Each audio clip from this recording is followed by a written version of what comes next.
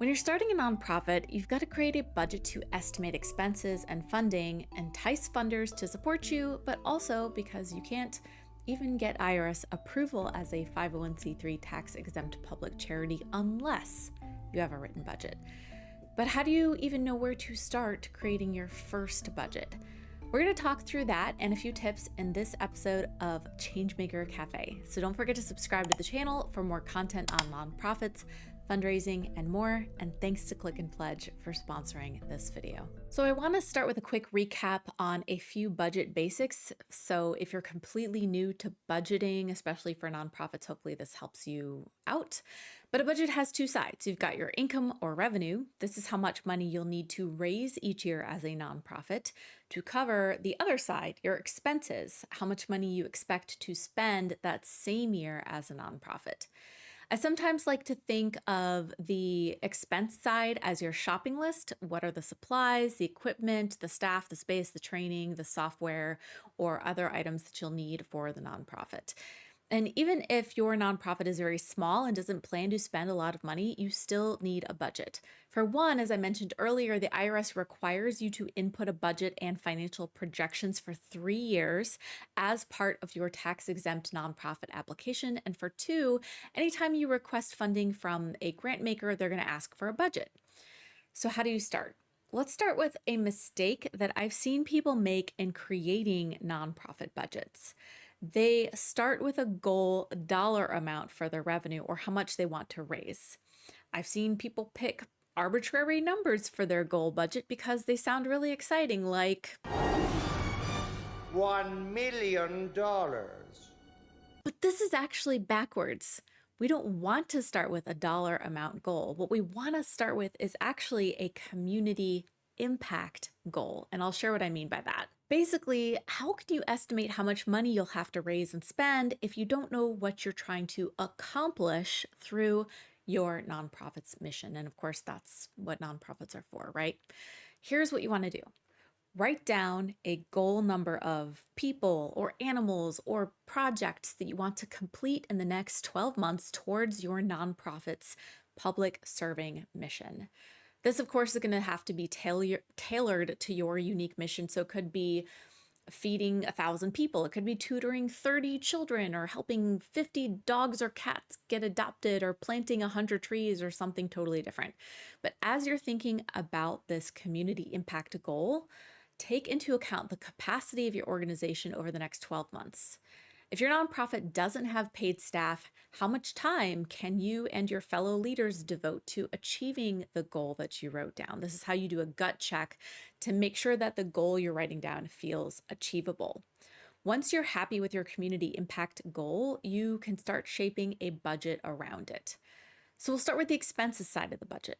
How much you'll need to spend, in this case, to specifically meet the community outcome or community impact that you just wrote down. So this is where my shopping list analogy can be helpful. Start by brainstorming a list of all of the things that you're going to need reasonably to achieve that community outcome or community impact goal that you wrote down.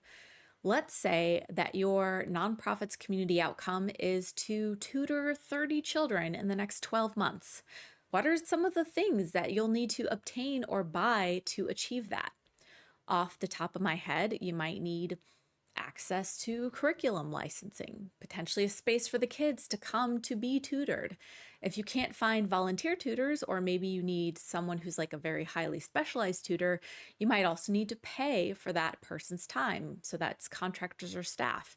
You might need technology like spare laptops or basic office supplies for writing or printing during lessons. And don't forget, you also want to consider some of the infrastructure costs that they're going to need to be able to achieve that goal also.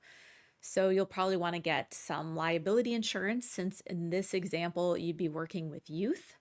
You're going to need a website with information about your tutoring services to share with people. You'll need some way to recruit and schedule volunteers to help with the tutoring. So maybe you're going to need a volunteer management platform. You're going to need to run background checks for your volunteer tutors, which might be $20 to $30 each. You might also need a fundraising platform to collect donations and revenue to pay for all of these expenses. I'm sure there's more, but you get the idea.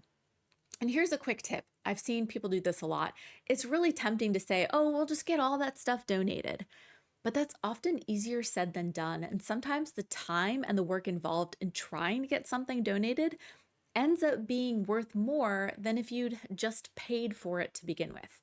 And remember, your time has value too. So when you spend it doing one thing, you're not spending it doing it another thing. That's an opportunity cost. If it's faster for you to pay someone to build a website than to try to DIY it, you could use that time that you saved on recruiting volunteers or even managing the programs yourself. So the big tip here is always budget for your full costs. If you get something donated, awesome. But that way you aren't stuck and unable to move forward achieving your impacts because you didn't account for some expense that you were going to need to cover. Okay, so once your shopping list is complete, we need to research all of the estimated costs for each of the items on your list. What you need plus the estimated cost of each item will become the expenses side of your budget. First, you need to figure out how much of each item you need in order to achieve that community impact. Need laptops? How many? Do you need pens or writing supplies? How many for how many kids?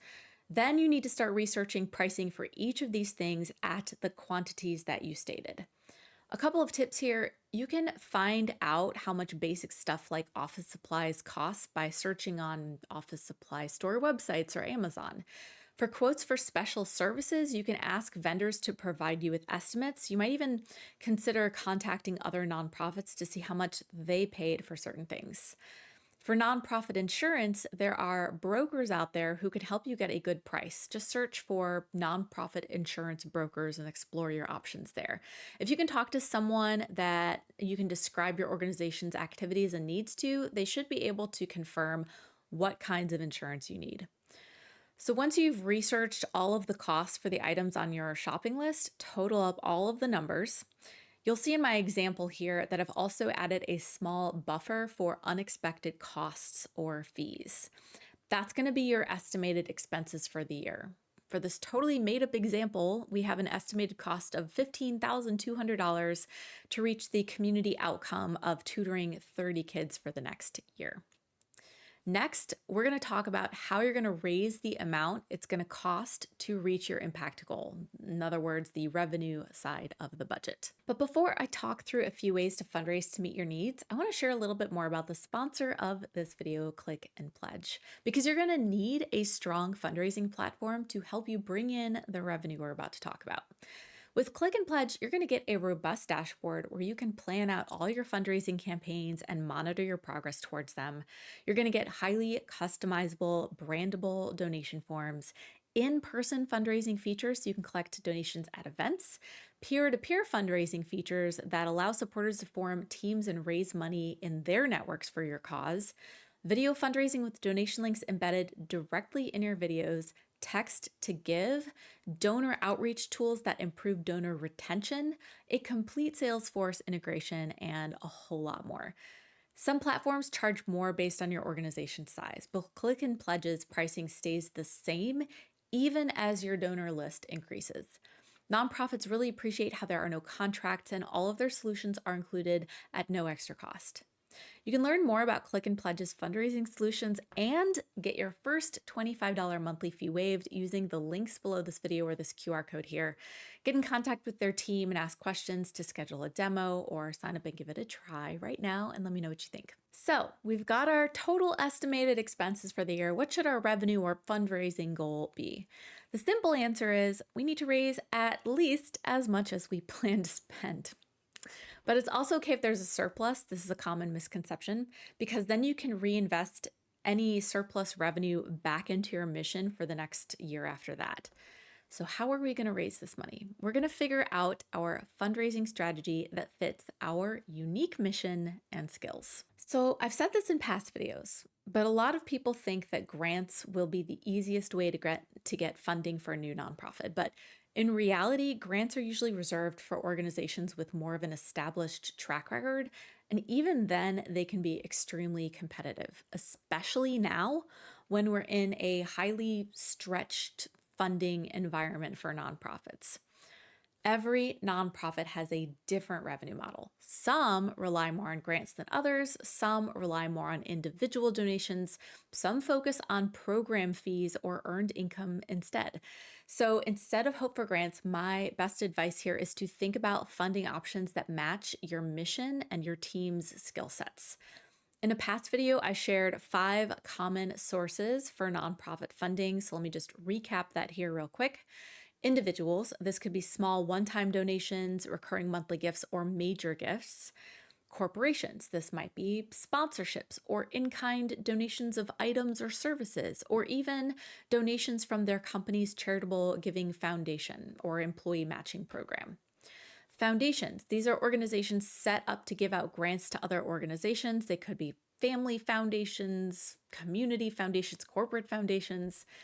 And then you've got government grants or contracts. If your mission aligns with a goal that your local, your state, or your federal government also has, then the government might give your nonprofit a grant or partner with you to achieve the same goals that you both have. Program fees or earned income. This is when you charge a reasonable fee to participants of programs or generate revenue through the sale of goods or services. So you want to think about which funding source will your specific mission and target audience align with best. Organizations tackling affordable housing, for example, could be a good fit for government contracts because affordable housing is also a goal of the government.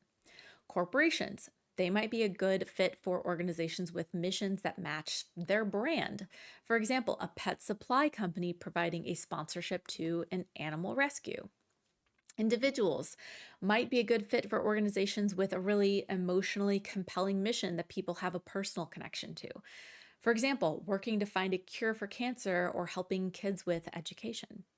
So in our example revenue section of our budget here, you're going to see that I'm incorporating ideas that I think will fit this specific hypothetical goal of tutoring 30 kids. We've got program fees, a pay-what-you-can structure allowing families who can afford to pay something to subsidize the costs for those who can't. So that's one way I might think about this.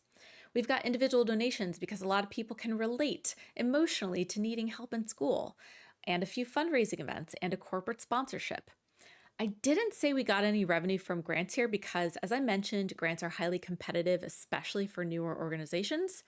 So you want to add up your funding from each of the sources, and that's going to be the revenue section of your budget and also your fundraising strategy on a super high level anyway. If there's anything you took from this video, I hope it's this. Don't stress out too much about your first budget. At this stage, as you're starting a nonprofit, you're still figuring stuff out. You're still learning stuff. And as long as you put in a good faith effort to estimate the costs and revenue and target it around a community impact goal, you're going to be okay. And you can scale from there.